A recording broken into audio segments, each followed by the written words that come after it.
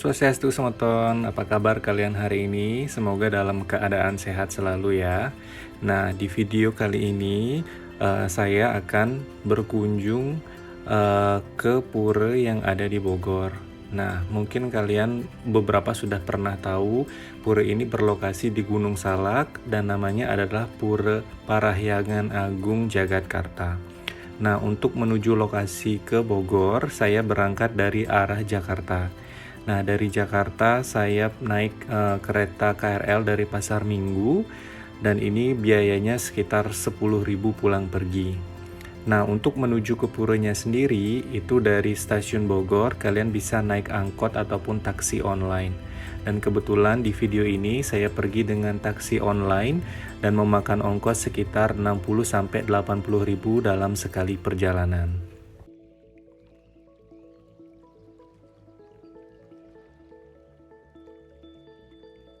Nah, ini tempat buat ganti baju sama toiletnya. Tempatnya bersih banget dan rapi. Tadi pintu masuknya lewat sini. Karena mungkin corona, jadi pintu utamanya ditutup. Udah ganti baju. Sekarang kita ke puranya. Nah, Pura Parahyangan Agung Jagatkarta ini berlokasi di Desa Ciapus, Kecamatan Taman Sari, tepatnya di ketinggian 780 meter di atas permukaan laut. Luas total dari pura ini adalah sekitar 2,5 hektar. Jadi terdiri dari 3 bagian, yaitu Niste Mandala, Madya Mandala, dan Utama Mandala. Nah, untuk para wisatawan biasanya kalian diizinkan masuk sampai di Niste Mandala atau bagian paling luar. Nah, dari Niste Mandala sebenarnya ada 2 jalur masuk, yaitu melalui gerbang Gapura Utama dan gerbang samping. Nah, kebetulan saat kunjungan ini itu lagi corona dan Gapura Utamanya itu ditutup. Dan kita harus masuk dari Gapura samping dengan beberapa protokol kesehatan, misalnya dengan cek suhu badan dan sebagainya. Nah, di bagian Niste Mandala ini itu terdapat salah satu balai yang lumayan sangat besar. Ini dijadikan biasanya balai pertemuan. Nah, di balai pertemuan ini biasanya diadakan beberapa pentas jika memang ada acara di sana. Di bagian Niste Mandala ini, para pengunjung ataupun pemedek yang akan melakukan persembahyangan masih diperbolehkan untuk menggunakan alas kaki. Tapi ketika kalian sudah masuk ke area Madya Mandala, itu alas kaki sama sekali sudah tidak diperbolehkan. Bagi kalian yang ingin masuk ke pura, mohon untuk mengikuti tata tertib yang ada di sana, misalnya dengan berpakaian yang sopan, kemudian sedang tidak haid untuk perempuan, dan yang sedang tidak mengalami cuntake atau contohnya dalam keadaan kedukaan atau kematian, ataupun dalam keadaan setelah melahirkan. Detail tata tertib tersebut bisa kalian baca di papan ketika kalian masuk ke puranya sendiri. Nah, kemudian di sini adalah bagian dari Madya Mandala. Di Madya Mandala ini kita disambut dengan patung Ganesha ketika kalian memasuki area ini. Dan sesuai dengan protokol kesehatan, di bagian Madya Mandala ini kita sudah diberikan tanda-tanda di mana kita boleh melakukan persembahyangan, sehingga kita tetap menjaga jarak antara satu sama lain. Jadi di bagian lantainya pun sudah diberikan tanda cross untuk memberikan tanda kepada para umat yang ingin melakukan persembahyangan. Nah, di bagian Madya Mandala ini umat Hindu sudah bisa melakukan persembahyangan, dan di sini ada 2 pelinggi atau 2 tempat yang umat Hindu biasanya melakukan persembahyangan, yaitu yang pertama di Ganesha yang saya sebutkan tadi, dan satunya lagi ada berlokasi di sebelah kirinya. Nah, untuk wisatawan sebenarnya masih bisa masuk di area Madya Mandala ini, tapi memang ditempatkan lebih ke area yang di sebelah barat. Jadi mereka masih bisa melihat tanpa harus masuk ke area di mana umat Hindu itu sendiri melakukan persembahyangannya. Sebagian besar di area pura di Pura Parahyangan Agung Jagatkarta ini itu memang masih beralaskan tanah dan rumput yang hijau sekali. Oleh karena itu sangat menyegarkan sekali atau sangat calming sekali ketika kita melakukan persembahyangan di tempat ini. Di Madya Mandala juga terdapat satu balai atau pendopo yang biasanya ditempatkan sebagai tempat untuk gong ataupun alat musik yang biasanya dimainkan ketika memang sedang dilaksanakan upacara sendiri. Dan di sisi kanan itu ada satu balai lagi, di mana dari lokasi balai tersebut kita bisa melihat langsung ke area bagian luar dari pura yang memberikan panorama langsung yang sangat indah sekali. Pura Parahyangan Agung Jagatkarta ini pertama kali dicetus pembangunannya itu di tahun 1995. Kemudian dari keseluruhan bangunan yang ada dan bagian pura, kemudian area luar dan sebagainya, itu kemudian rampung di sekitar tahun 2015. Sehingga waktu itu pertama kali perayaan ataupun odalan atau pemelaspasan dengan tegelinggihnya itu dilakukan kalau tidak salah pada tanggal 18 September 2005. Oleh karena itu, biasanya perayaan atau odalan dari Pura Parahyangan Agung Jagatkarta ini dilakukan di purnama ketiga atau purnama ketiga di setiap tahunnya mengikuti kalender Bali atau kalender Hindu. Dan biasanya kalau purnama ketiga atau purnama ketiga itu biasanya jatuh di antara bulan Agustus sampai bulan Oktober, tergantung penanggalan dari kalender itu Hindu itu sendiri. Kunjungan kali ini merupakan kunjungan ketiga saya di pura ini setelah saya melakukan perjalanan sebanyak 2 kali di tahun 2017, kemudian perjalanan yang ketiga ini saya lakukan di tahun 2020. Sebenarnya di hari-hari biasa kalian masih bisa tetap berkunjung ke pura, di mana suasananya akan lebih sepi dan lebih leluasa bagi kita untuk melakukan persembahyangan.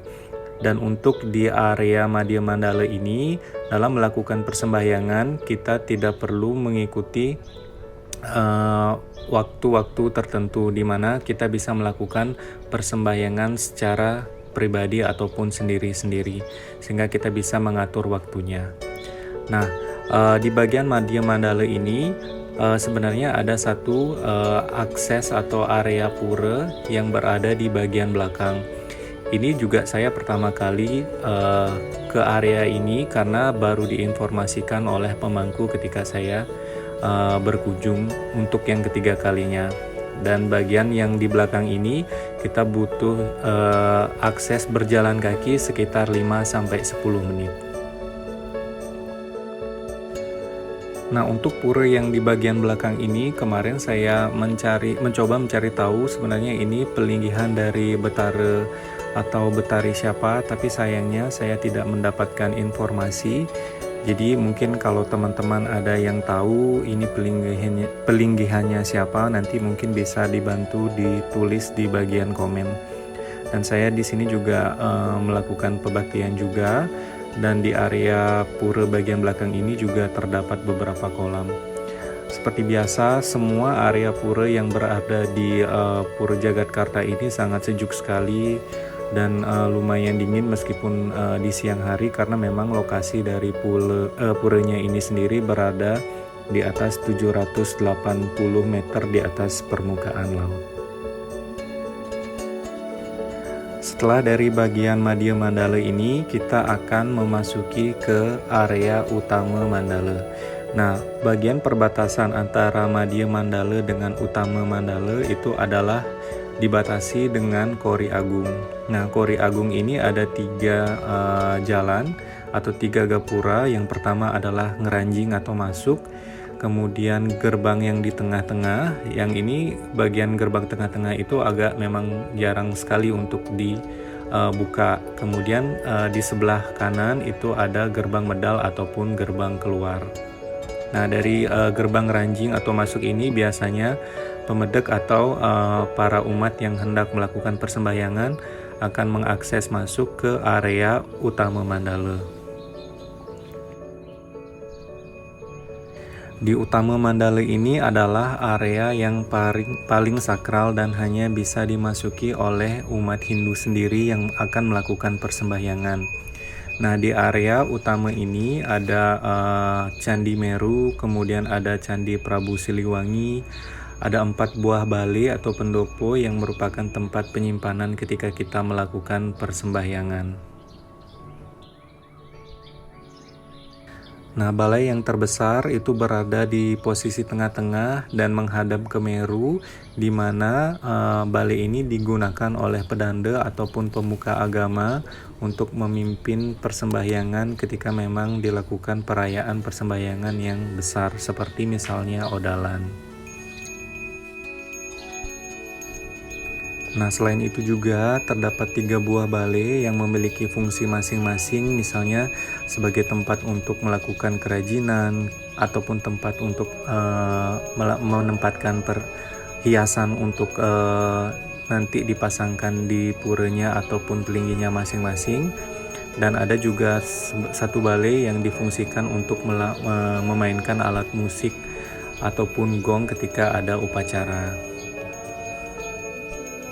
Nah, sedikit sejarah mengenai Pura Jagatkarta yang kemudian saya ambil dari beberapa literatur di media online, bahwa tata letak dari Pura Jagatkarta ini didirikan karena berdasarkan dengan legenda bahwa dipercayai di salah satu area dari pura ini sendiri merupakan tempat di mana Prabu Siliwangi mencapai moksa.